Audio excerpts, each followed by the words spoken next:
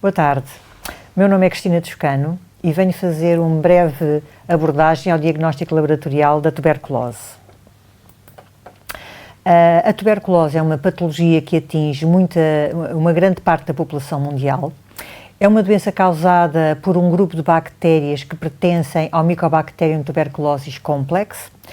Portanto, este complexo inclui o Mycobacterium tuberculosis, o Mycobacterium bovis e o Mycobacterium africanum. Essencialmente é uma doença pulmonar, as principais manifestações são pulmonares, mas também tem localização extrapulmonar. E é uma doença transmitida por aerossóis, e isso faz com que ela seja particularmente preocupante pela capacidade que tem de atingir uma grande quantidade de contactos. Um doente que é bacilífero, um doente que transmite a tuberculose, vai emitir os bacilos viáveis quando tosse, quando fala, quando espirra e vai atingir os que o rodeiam, os seus contactos. E essa é a grande forma de transmissão da doença. Naturalmente, com estas características, é uma doença de declaração obrigatória.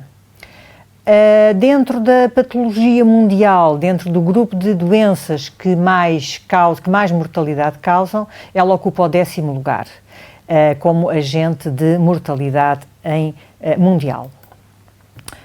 Para termos uma noção da população afetada, a tuberculose ativa, portanto a doença por tuberculose afeta cerca de 10 milhões de pessoas, tem uma maior incidência nos homens do que nas mulheres.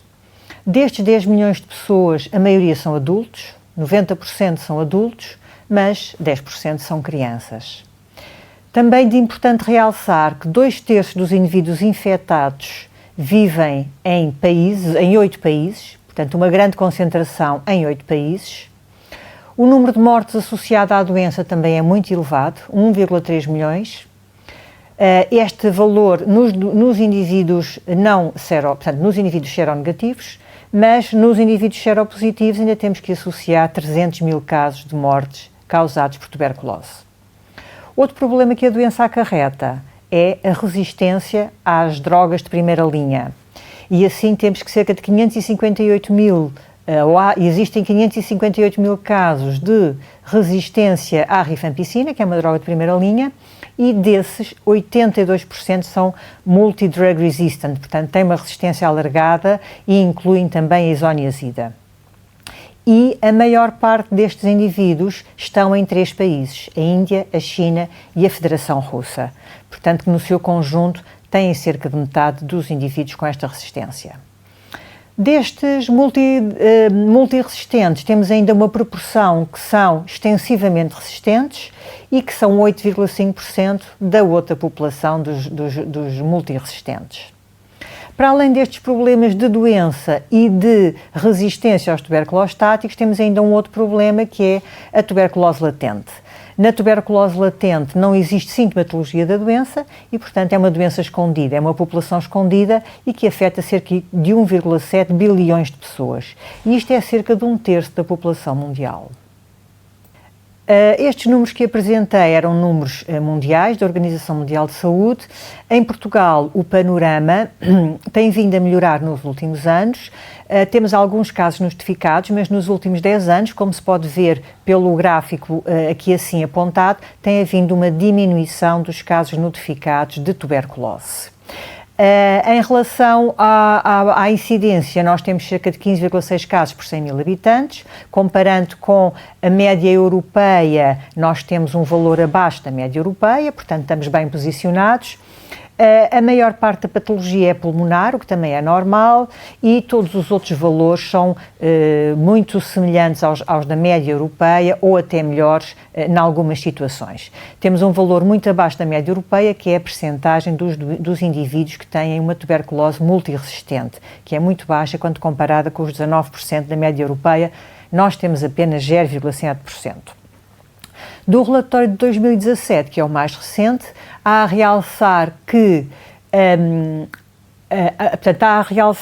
a diminuição da incidência tem vindo a acontecer, mas há um aumento do número de casos nas crianças. E nestes casos que houve em 2017, dos 32 casos, 4 deles foram graves. Portanto, e as situações graves referem-se a casos de meningite ou de tuberculose miliar.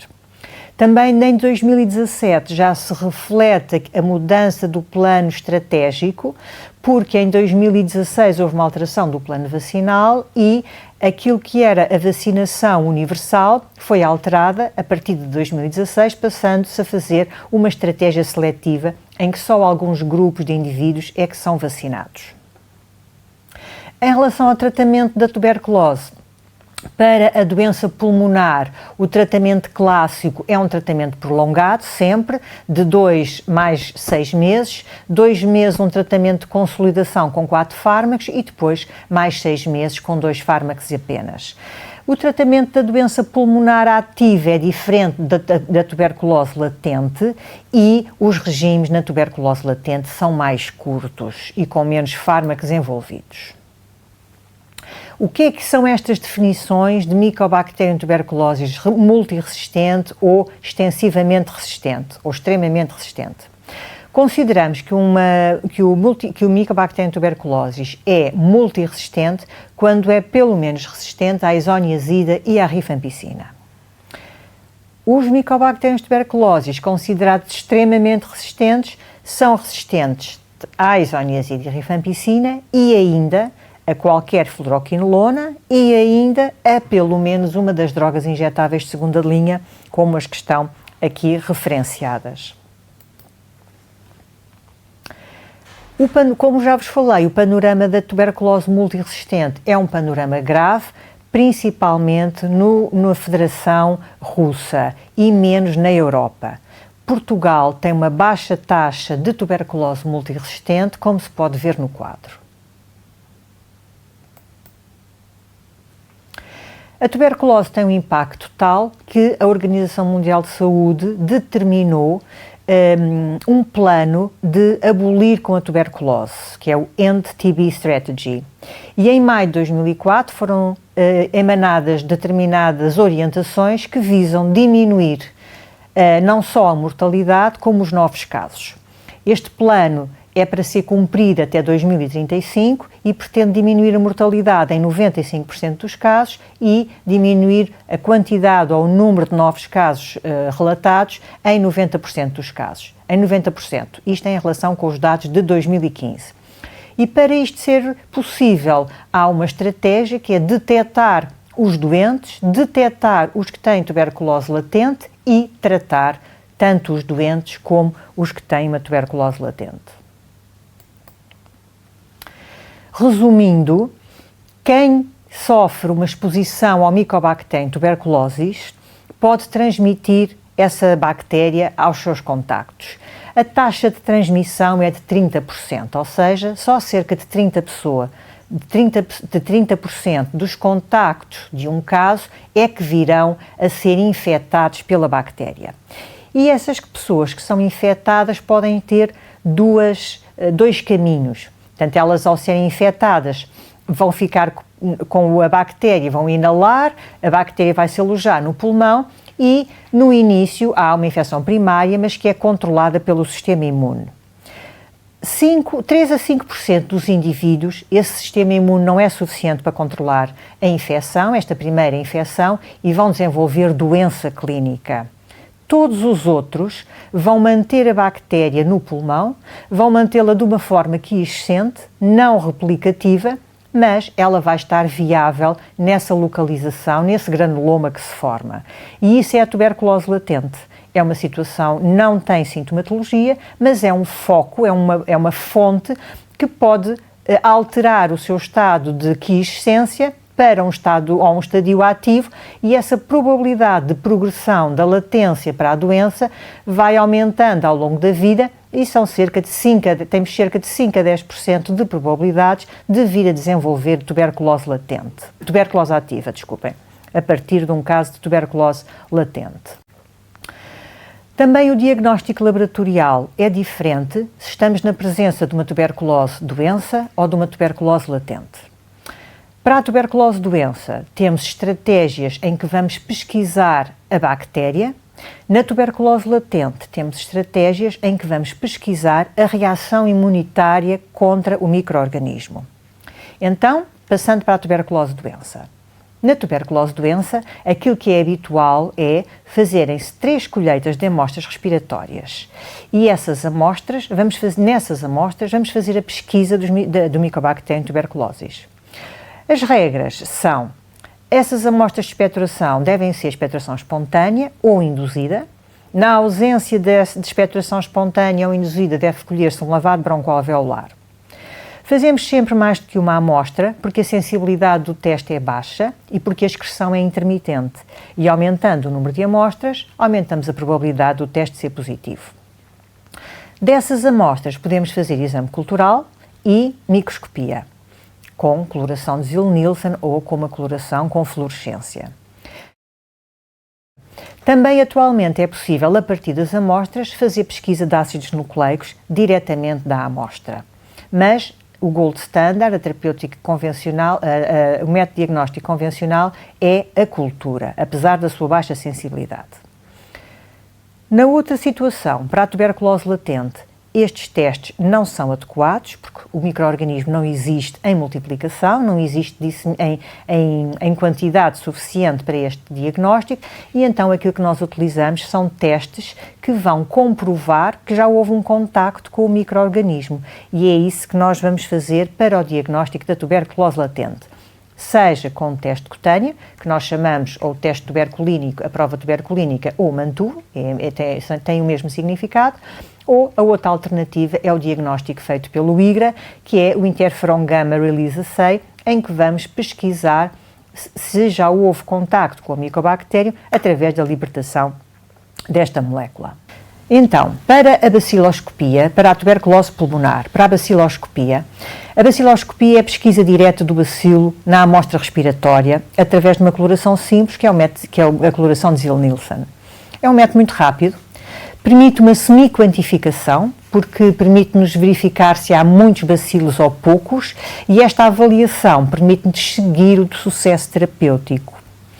E, para além disso, ou contra isso, é uma técnica que é pouco específica. Não é só o Mycobacterium tuberculosis que mostra esta coloração no Ziehl-Neelsen. Outras micobactérias também cornam de vermelho pelo Ziehl-Neelsen e, portanto, não é um teste específico de Mycobacterium tuberculosis. Por outro lado, é pouco sensível, ou seja, para que estes micro-organismos sejam visíveis na baciloscopia, o indivíduo tem que ser um excretor intenso de Mycobacterium tuberculosis. Se eles excretarem em baixa quantidade, não são visíveis bacilos nesta coloração. E esta coloração também não é a única que existe para se fazer este diagnóstico. Existem colorações de fluorescência, como a auramina-rodamina, que permitem substituir o Ziehl-Neelsen e que têm uma maior sensibilidade, mas têm uma contraindicação, que são mais demoradas ou que exigem tecnologias mais avançadas, e nem todos os laboratórios têm essa metodologia. Para além destes testes de visualização, temos testes culturais, em que vamos utilizar a amostra, cultivá-la e esperar que a bactéria se multiplique e seja identificada a partir da cultura. Estes meios de cultura, esta estratégia de cultura é o gold standard. Existem para esta patologia meios sólidos e meios líquidos. Os meios sólidos são os gold standard, mas a bactéria é muito lenta a crescer nos meios sólidos. Os meios líquidos são aqueles que mais utilizados são hoje em dia, porque a bactéria é muito mais rápida a crescer nos meios líquidos. Pode-se crescer ao fim de 7 dias, enquanto que nos meios sólidos leva 2 a 6 semanas. Portanto, os meios líquidos têm uma grande sensibilidade e são muito precoces. E têm a vantagem de poderem ser automatizados. A partir da cultura, nós temos a possibilidade de fazer a identificação e o teste de suscetibilidade aos antimicrobianos. Naturalmente, em alguns casos, quando as amostras vêm de locais que têm flora, antes de serem cultivados, têm que sofrer um passo de descontaminação para que as outras bactérias sejam removidas e não alterem os resultados do teste. Também a partir da cultura, a partir da cultura é que nós fazemos a identificação e o TSA. Também aqui podemos fazer pesquisas diretas do genoma a partir da amostra, sem passar por todas estas estratégias. E isso são técnicas que são execuíveis principalmente a partir de localizações pulmonares, meníngeas, ganglionares ou pericárdicas. Nas outras situações, a quantidade de bacilos é tão baixa que, mesmo assim, a técnica não é suficientemente sensível para detectar e, portanto, não tem grande vantagem realizá-la a partir destas amostras.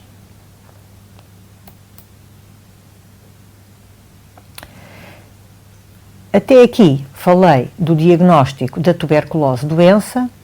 Para a tuberculose latente, o diagnóstico é diferente. Na tuberculose latente, como já referi, cerca de 1/3 da população pode ter tuberculose latente. Não é possível pesquisar e tratar todo este conjunto de pessoas.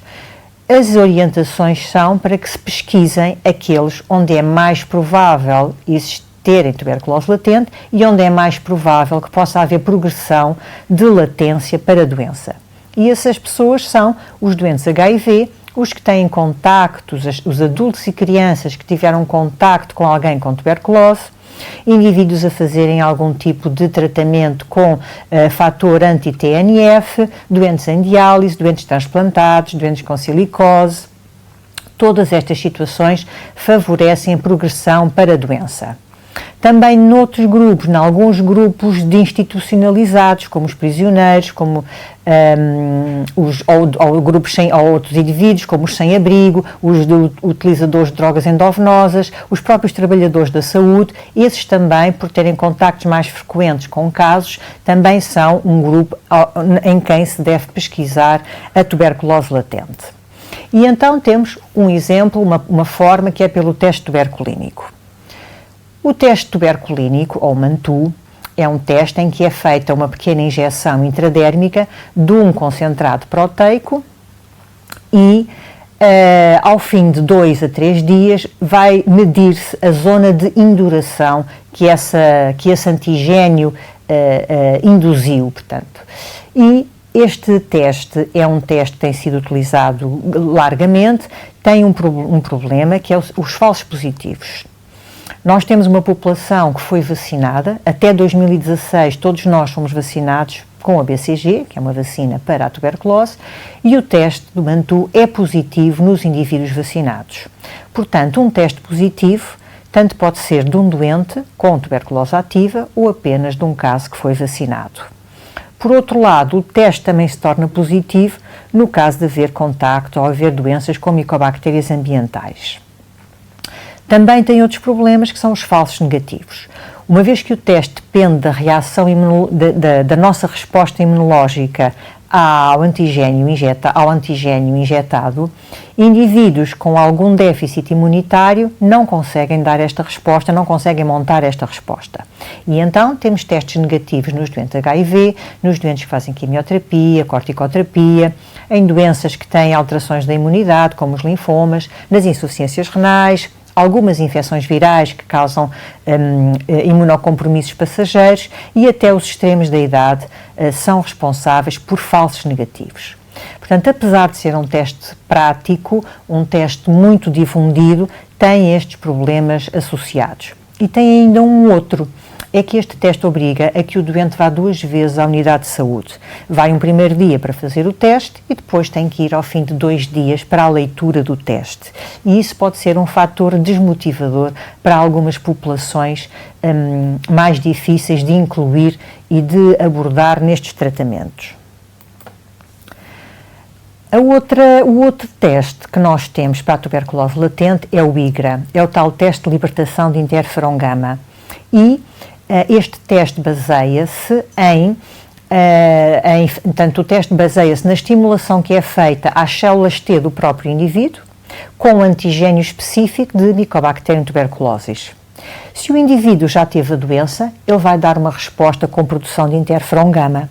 Se o indivíduo nunca teve contacto com o Mycobacterium tuberculosis, não há memória imunológica e, portanto, não há resposta com interferon-gama. A grande vantagem do IGRA é que ele só é positivo nos doentes infectados. Nos doentes que fizeram a vacina, o IGRA é negativo. A desvantagem é que é mais caro que a prova cutânea, mas tem uma outra vantagem que compensa, que é o indivíduo só tem que ir uma vez à unidade de saúde, não precisa de regressar para saber o resultado, porque o resultado, a leitura do resultado não exige uma segunda visita à unidade de saúde.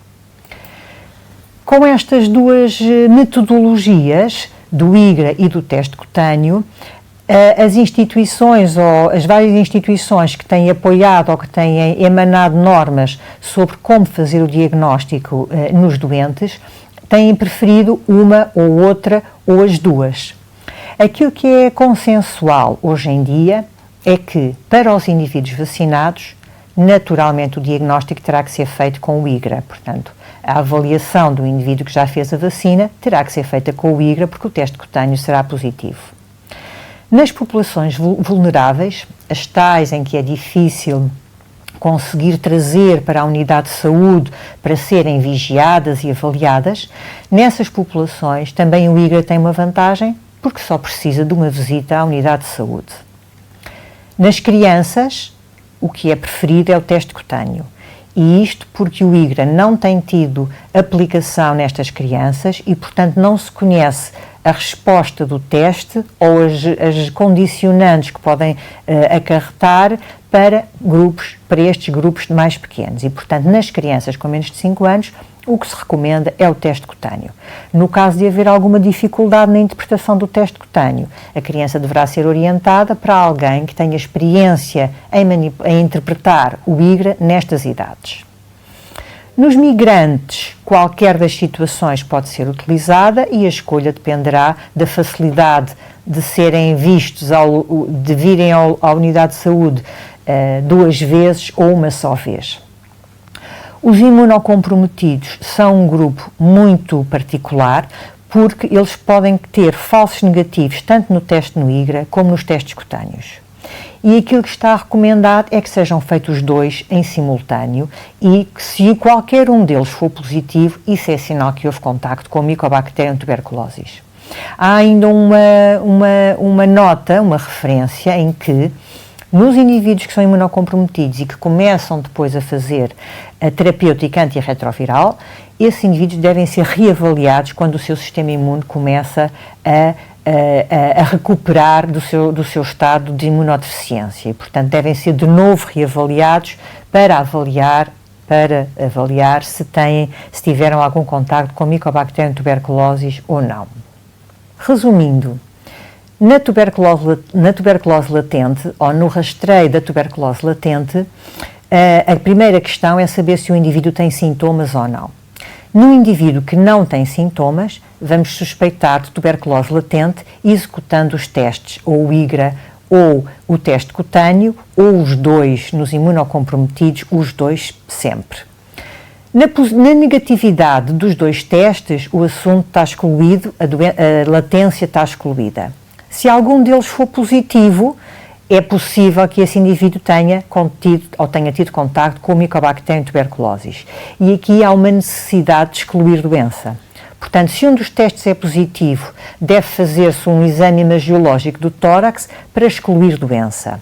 Se esse exame exclui doença, então estamos na presença de uma tuberculose latente e essa situação deve ser tratada. Outro problema que se põe na tuberculose é a pesquisa dos indivíduos que têm tuberculose multiresistente. Em 2008, a Direção-Geral de Saúde emanou uma norma em que considera que há indicação para fazer o pedido, a pesquisa direta de resistências na amostra do doente. Estes testes são feitos por biologia molecular, são rápidos, a maior parte destes testes fazem a identificação do micobactério e a resistência. Atualmente, os testes já pesquisam simultaneamente a resistência à isoniazida e à rifampicina. Em quem é que devemos fazer esta pesquisa direta na amostra?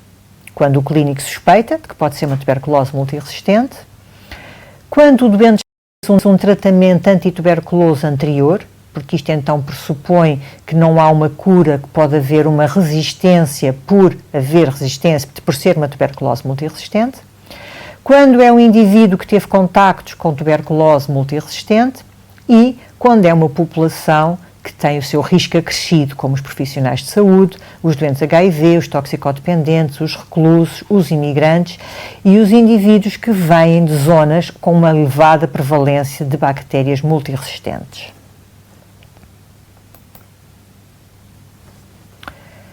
Resumindo, os pontos principais deste diagnóstico são detectar a doença e tratá-la, pesquisar os contactos do caso, e esses contactos têm que ser pesquisados tanto para se têm doença ou se estão apenas numa tuberculose latente, tanto com doença como com tuberculose latente, eles têm que ser tratados.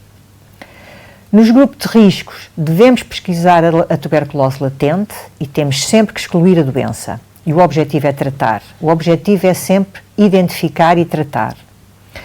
Na suspeita de tuberculose multiresistente, devemos pesquisar os genes por biologia molecular, porque a resposta é muito mais rápida do que se for dependente apenas da cultura clássica, que leva semanas até se conseguir o resultado.